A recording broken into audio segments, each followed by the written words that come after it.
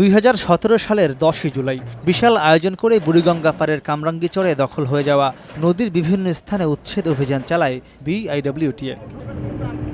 তবে উচ্ছেদের পর সেখানে কোনো কার্যক্রম না থাকায় আবারও তা দখলে নিয়ে বড় স্থাপনা নির্মাণ করে দখলদাররা। এ কারণে গত সপ্তাহে আবারও নতুন করে কামরাঙ্গীচরে উচ্ছেদ অভিযান চালায় বিআইডব্লিউটিএ।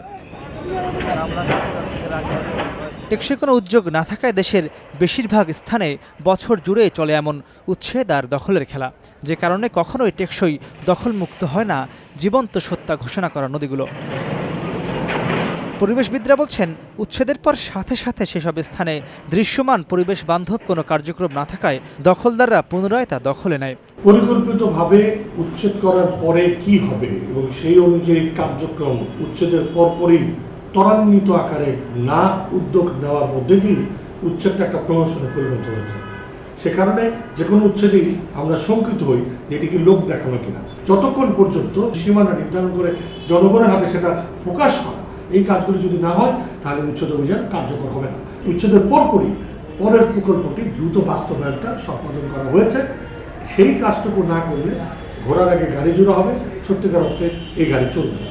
এছাড়া নদীতে সঠিক জায়গায় পিলার না থাকা ও রাজনৈতিক সদিচ্ছার অভাবে টেকসইভাবে নদীকে দখলমুক্ত করা যাচ্ছে না বলেও মত তাদের।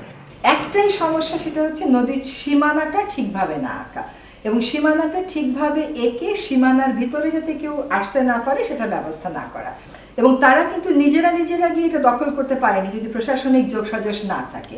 একেবারে ভূমি অফিস থেকে নিয়ে শুরু করে আইন প্রণেতা পর্যন্ত অনেকেরই প্রশ্রয়ে এবং আশ্রয়ে এভাবে করে দখল করা হয়েছে। সবচেয়ে বড় কথা হচ্ছে নদীগুলো রক্ষায় সরকারের যে সদিচ্ছা থাকা দরকার, রাজনৈতিক পর্যায়ে এবং প্রশাসনিক পর্যায়ে সেই সদিচ্ছাটি নেই। শুধু কাগজে কলমে নদী কমিশনকে নদীর অভিভাবক ঘোষণা না করে নদী বাঁচাতে বাস্তবিক অর্থে শক্তিশালী করা উচিত বলেও মনে করেন পরিবেশবিদরা। মাহমুদ রাকিব, সময় সংবাদ, ঢাকা।